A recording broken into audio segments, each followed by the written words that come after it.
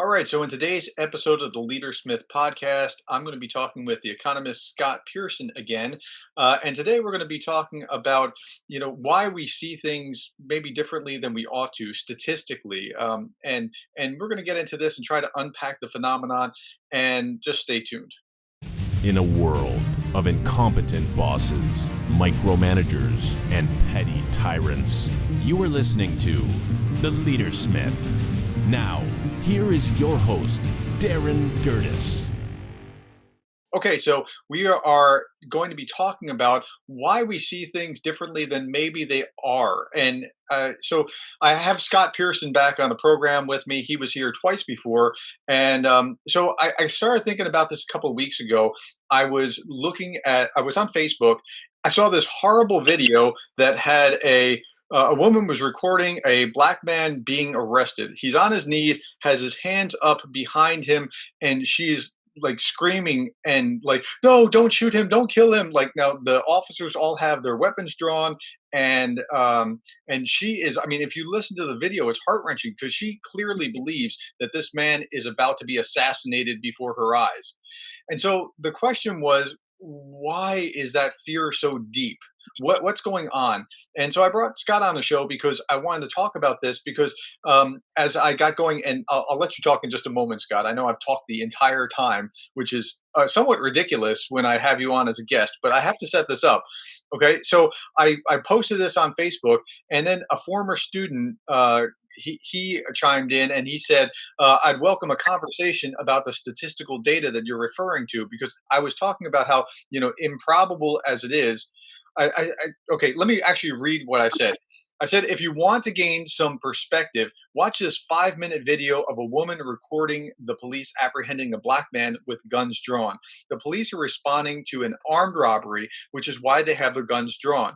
The woman filming is responding viscerally because she really believes that he is going to be gunned down because he is a black man and they are cops. Hear the fear in her voice. While I think this fear is unfounded, and statistically that appears to be so, she does not. This difference is critical. Understanding this difference might help us clearly see where we are in order to move forward. So I said that, and this former student said, I would welcome a conversation on the statistical data that you are referring to, because I don't believe that the fear is taught, but rather developed from experience, which is an interesting point.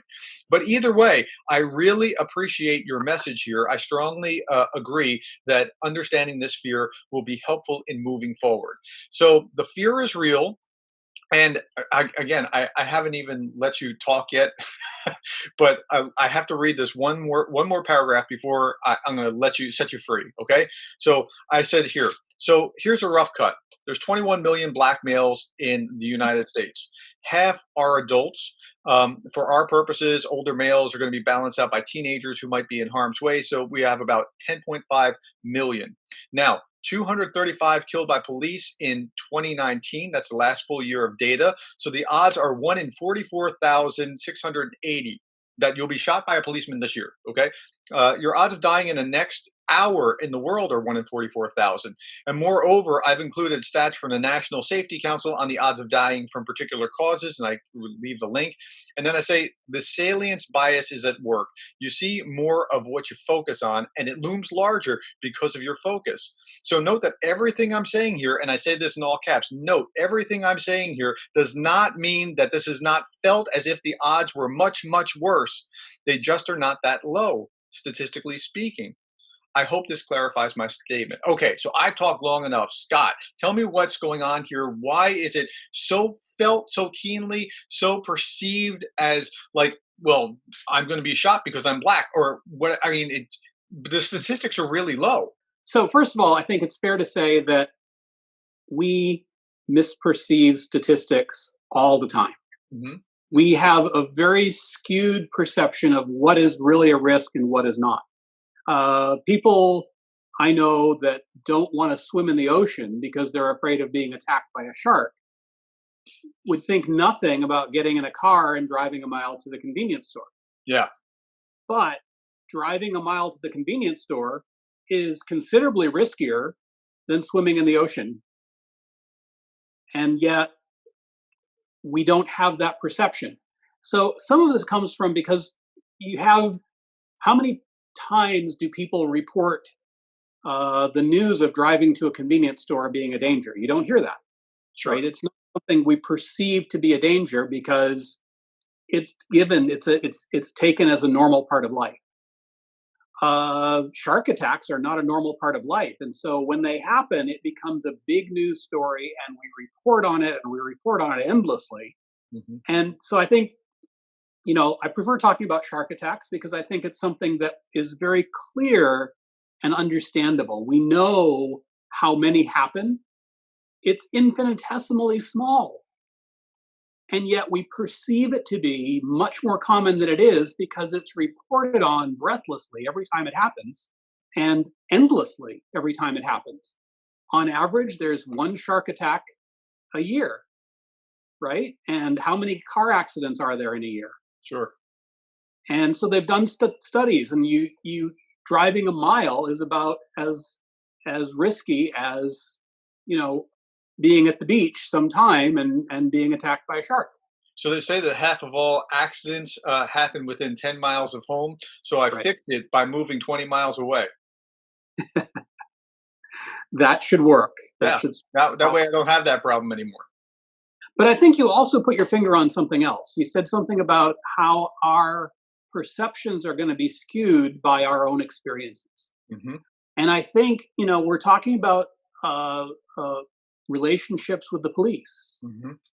Anyone who's ever had an adversarial relationship with one police officer at one point in time, where you feel like you've been unfairly treated, where you feel like you were at risk, where an officer pulled a gun or had his hand on his hip, I think you're more likely to perceive situations like the one that's reported as being a serious risk. Yeah. And I don't think you even have to be unfairly treated. I think even if you're treated properly, the power imbalance between that officer and you as a citizen is already inflaming that feeling. I feel that when I'm dealing with the city clerk over some, pointless little bit of government bureaucracy, I still feel that power imbalance because you can do whatever, and I have no real recourse. So magnify that with the point of a gun potentially, and you feel that even if it's all respect all the way around.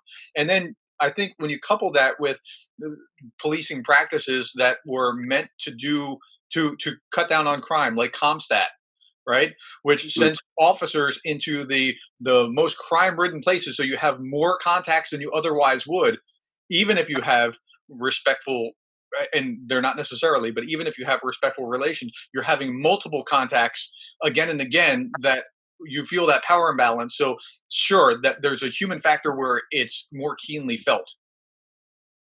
But so if you come from a group in society that you have encountered bad run ins with police or family members have, I think it's understandable why you'd be more inclined to view something like that with fear, with concern, than if you come from a group of people that has not.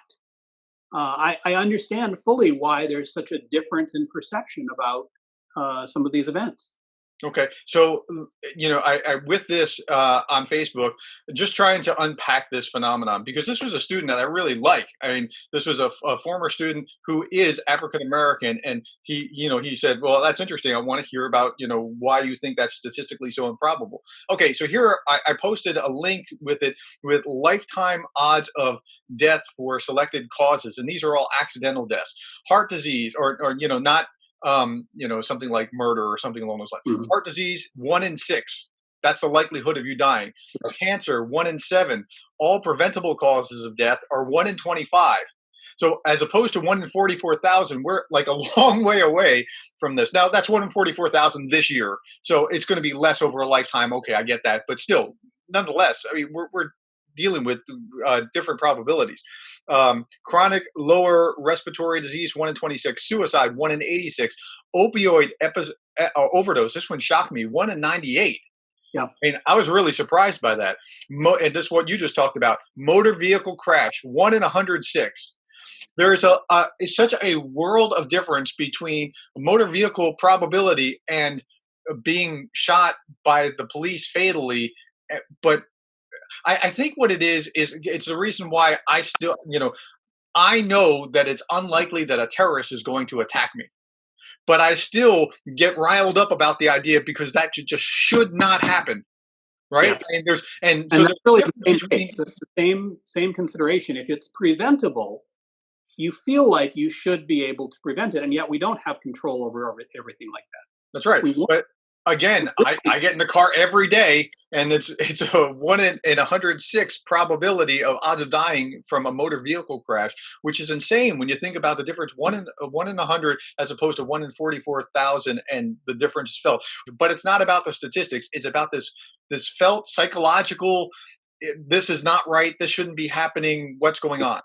exactly. And if it's something that doesn't fit with our perception of what justice should be, then we feel like we can change that. And I think justifiably we should change it. If it's wrong, we should seek to change it.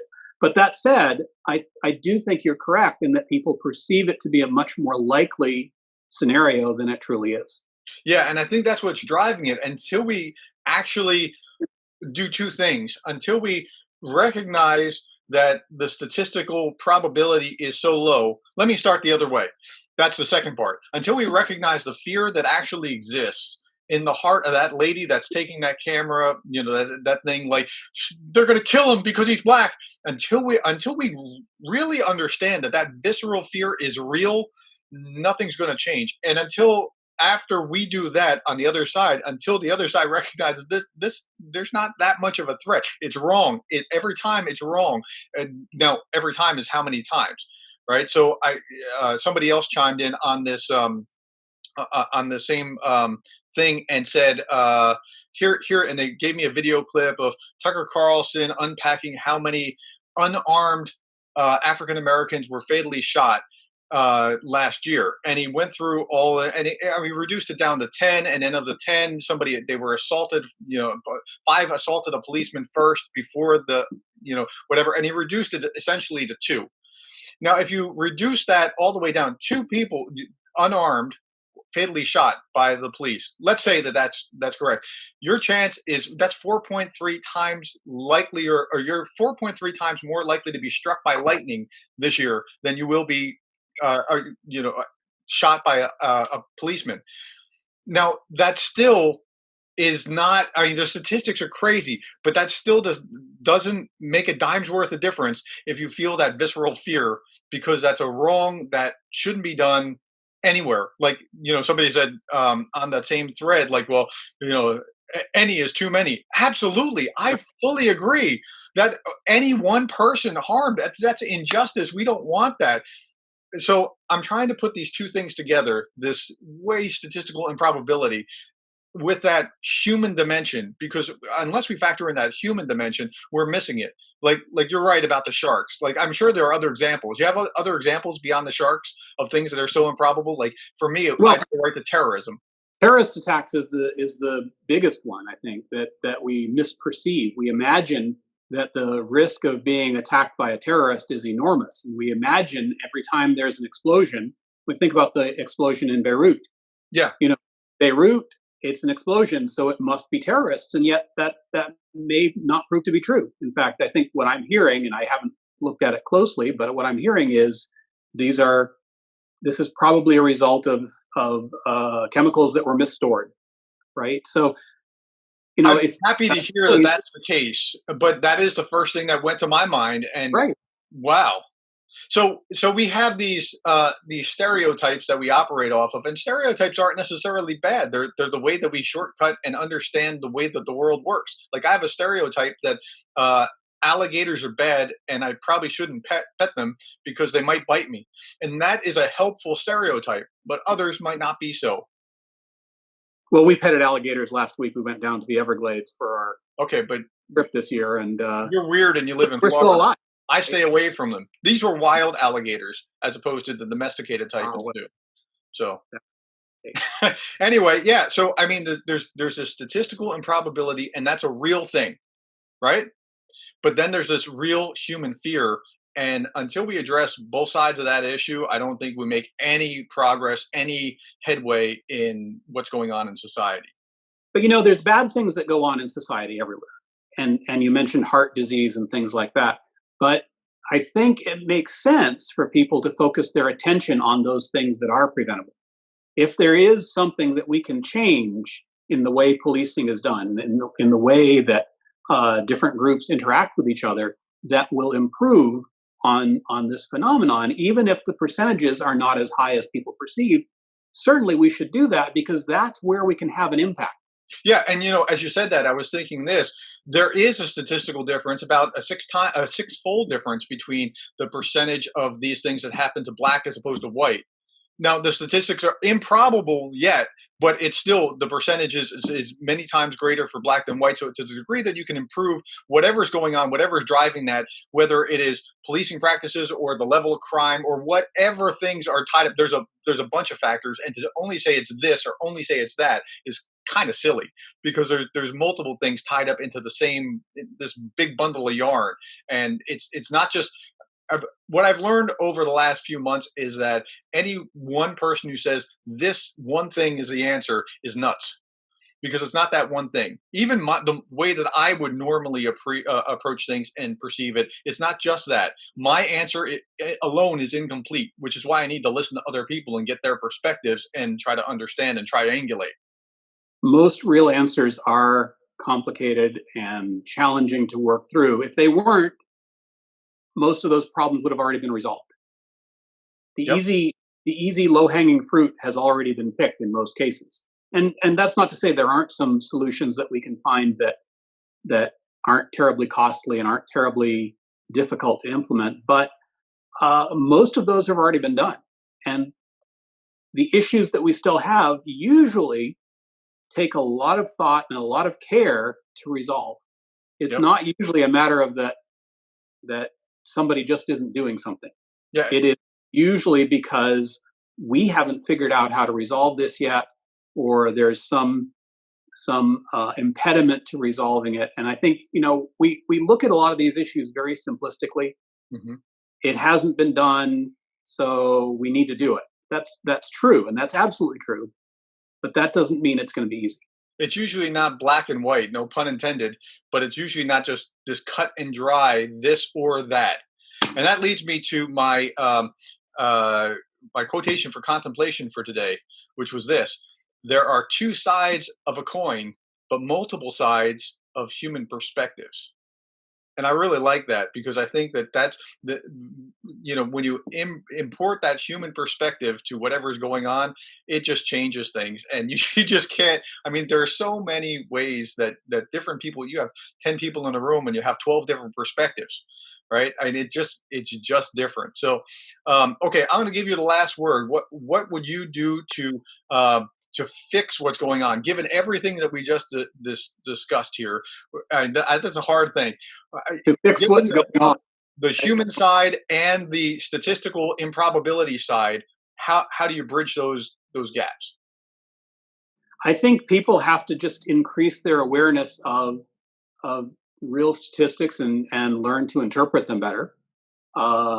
In terms of our perceptions, that's all we can do. But if you're talking about improving relationships between the police and the African American community, I mean, that's a big challenge, and I think there's a lot that needs to go into that. I don't know that there's a simple answer there. I mean, we can do away with things like qualified immunity, which are, I think, a really challenging concept to accept. But so let me talk about that one very briefly. If you let's try to unpack from the other side. If you do away with qualified immunity, how many people are willing to put their livelihoods on the line if they make an error in the process? I mean, it's like, from the police perspective, I would understand why they would not want to get even into the business of public service as law enforcement, because you're likely to get sued or hurt or lose your house if you make an error.